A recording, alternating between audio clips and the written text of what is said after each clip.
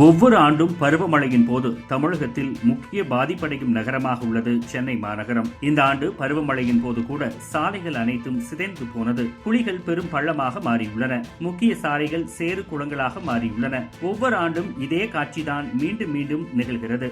ஆனால் ஒவ்வொரு முறையும் இந்த முறை சென்னைக்கு மழை தயாராக உள்ளது என்று அரசு வாக்குறுதி அளிக்கிறது.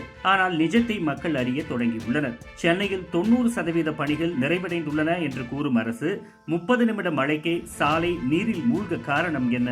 அம்பத்தூர், மாதவரம் பகுதிகளில் சாலைகள் சரிந்து பேருந்து போக்குவரத்து மற்றும் குப்பை அகற்றும் பணிகள் தடைபட்டன. கோடம்பாக்கம், வடபழனி, டி நகர் பகுதிகளில் ஸ்மார்ட் சிட்டி அப்கிரேட் என்ற பெயரில் பணிகள் செய்தும் நீர்த்தேக்கம் நீங்கவில்லை. Smart city storm water drain infra upgrades என்ற பெயரில் அரசு செலவு செய்த கோடிக்கணக்கான தொகை எங்கே போனது என்ற கேள்வி எழுந்துள்ளது. இது முழுக்க முழுக்க இயற்கை பேரழிவல்ல, திமுக அரசின் நிர்வாக தோல்வியாகவே பார்க்கப்படுகிறது. ஒவ்வொரு திருவிழா காலத்திலும் ஆபத்து காலமாக மாறும் நிலையில் மக்கள் பாதுகாப்பை விட அரசியல் நிகழ்வுகளுக்கு முக்கியத்துவம் கொடுக்கும் இந்த ஆட்சியே இதற்கு பொறுப்பேற்க வேண்டும் என்ற கோரிக்கை எழுந்துள்ளது. மக்கள் அரசுக்கு எதிராக கேள்வி கேட்க தொடங்கியுள்ளதால் திமுக தேர்தல் நேரத்தில் பொதுமக்களிடம் அவப்பெயரை மட்டுமே சம்பாதிக்கிறது. 30 வருஷமா இருக்கிறோம், எந்த இதுன்னு இல்லை. ஆனால் தண்ணி வத்தனை பேருக்கு வராங்க, நான் வந்தாலும் வராங்க, வரலாம் இல்லை.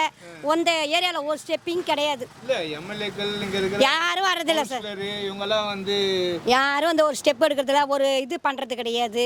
நான் ஒரு குப்பை இது பண்ணலாம், அவங்களாம் வந்து பெருக்கனா உண்டு, பெருக்கலாம் இல்லை, அதுமாரி பண்ணுறாங்க. நீங்கள் கேட்டதே கிடையாது. நான் டெய்லியும் தான் கேட்பேன். யார் ஏரியாவில் கேட்க மாட்டாங்க. கரண்ட் இல்லைனாலும் கேட்க மாட்டாங்க.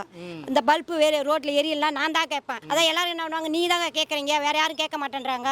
அப்படி ரோடு பெருக்கலாம் நான் தான் கேட்பேன். எங்களை கேட்கல, இந்த குப்பை பெருக்க வராங்க பாரு.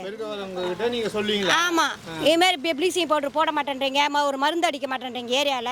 நான் கண்ணினர்லாம் எப்படி அடிக்கிறாங்க, எல்லாம் செய்யறாங்க போறாங்க. நீங்க ஏரியால யாருமே வர மாட்டேங்க. யாருமே நான் கேட்பேன் தான்.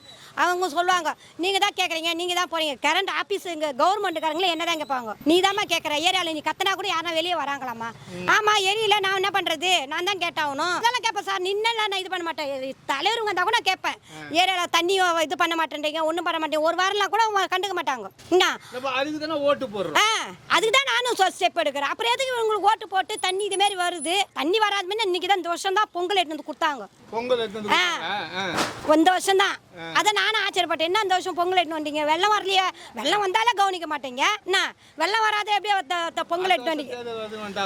அது என்னவா தெரியலையே, ஒண்ணுமே புரியல. நான் கேட்பேன்னா என்ன தண்ணி இவ்வளோ வசதிக்கு ஒரு ப்ளீச்சிங் பாரு, இவ்வளோ கொசு வந்தா கூட மருந்து அடிக்க வர மாட்டாங்க. நம்மளா இவங்க கிட்ட மருந்து அடிக்க வராங்க பாரு, மருந்து ஊத்துறோம். தண்ணியிலே தான் போவோம். இதோ பாருங்க, அந்த சைடு தண்ணி இருக்கு, அந்த தண்ணியிலே தான் வேலைக்கு போயிட்டு வீட்டுக்கே வர மாட்டோன்றாங்க. ஆமா, 10 நாளா வீட்டிலே இருக்க மாட்டோம். யார் சொந்தக்கார வீட்டுக்கு போயிடுவோம். அவங்களுக்கும் கஷ்டம் தானே என்னன்றீங்க. அவங்களுக்கும் வருமானம் இல்லாத இருக்கிறோம். அவங்க போய் இருக்கும்போது எனக்கே மனசு கஷ்டமா இருக்கும். ஆமா, நான் முட்டை கேட்டா போறோமா, 20 ரூபா குத்தா 500 ரூபா குத்தா அவங்களுக்கு ஓட்டு போட்டுட்டு காலத்தி எடுக்கிறாங்க. ஆழ்த்தி எடுத்து அந்த 500 ரூபா எடுத்து சொருவிக்கிறாங்க. அதை எடுத்து சொருவிக்கிறாங்க. சொருவின்னு உள்ள போயிடுறாங்க. நான் என்ன பண்ண முடியும்? அவங்க தான் ஓட்டு போடுறாங்க. வேற என்ன பண்ண முடியும்? நம்ம ஒன்றும் பண்ண முடியாது. வந்து இது மாதிரி இருக்குது, இது மாதிரி இருக்குதுன்னு அவங்க கேட்கணும். ஏரியாவில் எதுவுமே ஒரு ஓட்டு போறமே வந்து பாக்குறீங்களா போறீங்களான்னு கேட்கணும். அதெல்லாம் எதுவுமே கேட்க மாட்டாங்க. 500 ரூபா ஆர்த்தி முட்டை எடுத்துட்டு நான் 500 ரூபா குத்தா எடுத்து சொருவிக்கணும் வீட்டில் போயிடுறாங்க. அவங்க பக்கமா இருக்கிறாங்க. நம்ம என்ன பண்ண முடியும்? நம்ம ஒண்டி கேட்ட வேலைக்கு ஆகாது.